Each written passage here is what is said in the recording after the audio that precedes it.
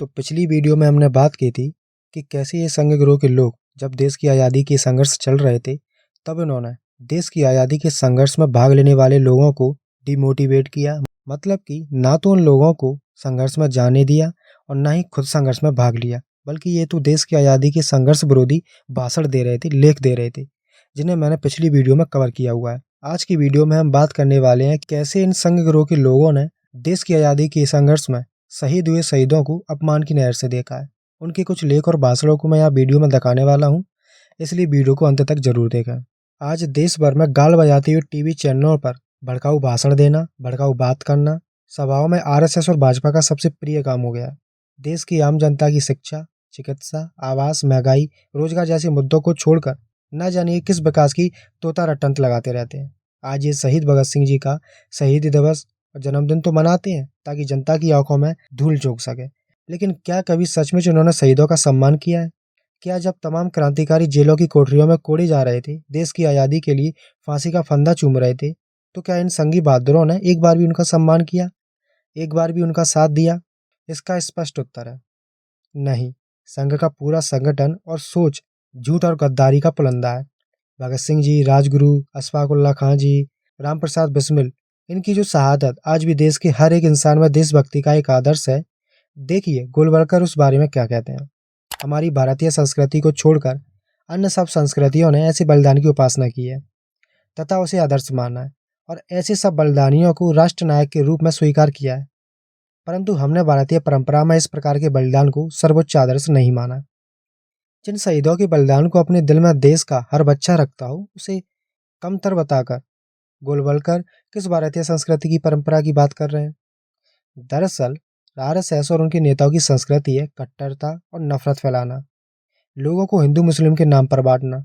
नहीं तो जो क्रांतिकारी जनता के दिलों को अन्याय से लड़ने के लिए प्रेरित करते हो, उनके बारे में ऐसा सोचना क्या दिखाता है? गोलवलकर ने जहां अंग्रेज शासकों को विजेता कहकर सम्मान से देखने की बात कही, वहीं उन्होंने क्रांतिकारी शहीदों को असफल व्यक्तियों के रूप में देखा और उनके बलिदान को महान नहीं कहा। शहादत की पूरी परंपरा की बुराई करते हुए कहते हैं, निसंदेह ऐसे व्यक्ति जो अपने आप को बलिदान कर देते हैं श्रेष्ठ व्यक्ति हैं और उनका जीवन दर्शन प्रमुखता पौरुषपूर्ण है। वे सर्वसाधारण व्यक्तियों से जो चुपचाप भाग्य के आगे समर्पण कर देते हैं और भयभीत और अकर्मण्य बने रहते हैं, बहुत ऊंची हैं। फिर भी हमने ऐसे व्यक्तियों को समाज के सामने आदर्श के रूप में नहीं रखा है।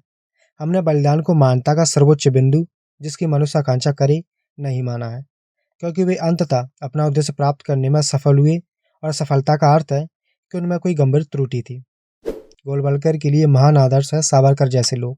जब अंग्रेजी हुकूमत के खिलाफ लोग लड़ रहे थे, तब सरकार लोगों को पकड़कर जेल में डाल रही थी, गोलियों से भून देती थी, फांसी पर चढ़ा रही थी। उस समय अंग्रेजी सत्ता के खिलाफ लड़ना साहस और जोखिम का काम था, और जिनको देश के लिए प्यार था, उन्होंने जीवन का जोखिम उठाया। लेकिन इन सब के लिए आरएसएस तिरस्कार भाव रखता है। जेल जाना उसके लिए ठीक नहीं था, और उस समय वो लोगों को लंबा जीवन जीने का उपदेश दे रहा था। हेगड़ेवार की जीवनी में लिखा है कि देशभक्ति का मतलब केवल जेल जाना नहीं है। इस तरह की दिखावटी देशभक्ति में बह जाना सही नहीं है। हेगड़ेवार अक्सर ये अपील किया करते थे कि वक्त आने पर देश के लिए मरने के लिए हमेशा तैयार रहने के साथ साथ देश की आज़ादी के लिए संगठन बनाते हुए जिंदा रहने की इच्छा भी बहुत जरूरी है। और हेगड़ेवार और गोलवलकर का मतलब जिस संगठन से था, वो था संघ, जिसने आज़ादी की लड़ाई में भागीदारी से दूर रहते हुए जिंदा रहने और माफीनामे लिखने में अपनी भूमिका निभाई। आज़ादी के पूरे आंदोलन में संघ के लोगों का इतिहास अंग्रेजों को माफीनामे देने और क्रांतिकारियों की मुखबरी करने का रहा है। जब आज़ादी के समय तमाम लोग अपनी जान की बाजी लड़ाकर लड़ रहे थे, तब अंग्रेजों की मार से घबराए सावरकर अंडमान की जेल से माफीनामे पर माफीनामे लिख रहे थे। जेल में रहते हुए सावरकर ने एक नहीं 4 माफीनामे लिखे। अंडमान जेल में आने के बाद 30 अगस्त 1911 को सावरकर ने अपनी पहली दया याचिका रखी, जिसे खारिज कर दिया गया। सावरकर ने अपना दूसरा माफीनामा 14 नवंबर 1913 को लिखा। गवर्नर जनरल काउंसिल के गृह सदस्य को लिखे अपने माफीनामे में भारत के आज़ादी के आंदोलन के प्रति सम्मान की बिल्कुल भी परवाह न करते हुए अपने व्यक्तिगत जीवन के लिए वे ब्रिटिश हुकूमत के लिए कुछ भी करने को तैयार थे। यद्यपि जेल में मेरा व्यवहार हर समय असाधारण रूप से अच्छा था, इसके बावजूद 6 महीने के बाद भी मुझे जेल से बाहर नहीं भेजा गया, जबकि अन्य अपराधियों को भेजा गया। जेल में आने के दिन से आज तक मैंने अपने व्यवहार को जितना संभव हो सका अच्छा बनाने का प्रयास किया। मैं सरकार की किसी भी तरह की क्षमता में सेवा करने के लिए तैयार हूँ, जैसा भी वो चाहे। मेरे व्यवहार में ईमानदारी पूर्ण परिवर्तन हुआ है और मुझे आशा है कि भविष्य में ऐसा ही होगा। मुझे आशा है कि सम्मानीय महोदय इन बातों को ध्यान में रखेंगे। इसके बाद सावरकर ने 1917 में एक और माफीनामा भेजा। 30 मार्च 1920 को सावरकर ने चौथा माफीनामा भेजा, जिसमें उसने कहा, ना तो मुझे और ना ही मेरे परिवार के किसी भी सदस्य को सरकार से कोई शिकायत है। साथ ही मेरे परिवार के किसी सदस्य पर 1919 से अब तक कोई अभियोग चला है। साथ ही सावरकर ने अपनी गतिविधियों को, जिनके कारण उन्हें जेल भेजा गया था, अतीत की बात कहा है और पूरी तरह से ब्रिटिश सरकार के कानून और संविधान के लिए आस्था व्यक्त की। सावरकर ने कहा कि मेरा दृढ़ता से संविधान के साथ ही बने रहने का इरादा है, जिसकी शुरुआत मॉन्टेग्यू द्वारा जल्द ही शुरुआत की गई है। सावरकर ने यहाँ तक कहा कि अगर सरकार हमारी तरफ से कोई बाधा चाहती है तो मैं और मेरा भाई सरकार द्वारा तय किए गए किसी भी निश्चय और उचित समय तक किसी भी राजनीतिक गतिविधि में भाग ना लेने के लिए प्रसन्नता से अपनी इच्छा व्यक्त करते हैं। तो ये है संघ भाजपा के वीर सावरकर, जिन्होंने अपनी जिंदगी को बचाने के लिए किसी भी तरह के ब्रिटिश सत्ता विरोध में भाग लेने से मना कर दिया था। अटल बिहारी वाजपेयी ने तो संघ के कार्यकर्ता और भारत के प्रधानमंत्री थे। उन्होंने एक बार कहा था कि उन्होंने सन 1942 के भारत छोड़ो आंदोलन में भाग लिया था, लेकिन किस तरह से भाग लिया था, उस आंदोलन में उनकी क्या भूमिका थी, इस पर वो कुछ नहीं बोले।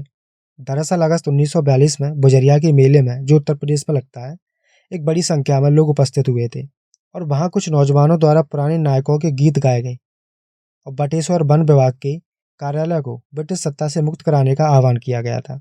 यहाँ से मार्च करते हुए भीड़ बटेश्वर जाकर कार्यालय पर हमला कर दी और तिरंगा फहरा दिया गया। इस जुलूस में अटल बिहारी वाजपेयी और उनके भाई प्रेम बिहारी भी शामिल थे। बटेश्वर की घटना के बाद कई अन्य लोगों के साथ अटल बिहारी को भी गिरफ्तार कर लिया गया। कोर्ट में अटल बिहारी वाजपेयी ने घटना में शामिल कई लोगों के नाम बताए थे, जो कि वो छिपा सकते थे। संघ गिरोह के लोगों के खून में गद्दारी जो थी, उन्होंने अपनी गवाही में कहा, 27 अगस्त 1942 को बटेश्वर बाजार में लगभग 2 बजे दिन में पुराने नायकों के गीत गाए गए। ककुआ एलियास लीलाधर और मऊअन द्वारा गीत गाया गया और भाषण दिया गया और इन्होंने लोगों को वन कानून तोड़ने के लिए उकसाया। अटल बिहारी वाजपेयी द्वारा ये आज़ादी की लड़ाई में उन 2 लोगों के खिलाफ दिया गया बयान था, जो लोगों को अंग्रेजों के खिलाफ लड़ने के लिए कह रहे थे। इन 2 वीडियो से आपको स्पष्ट हो गया होगा कि जो आरएसएस के लोग देशभक्ति का दम भरती है, इतिहास के तथ्य इस सब के विपरीत हैं, उसे आज़ादी की लड़ाई के गद्दार साबित करते हैं।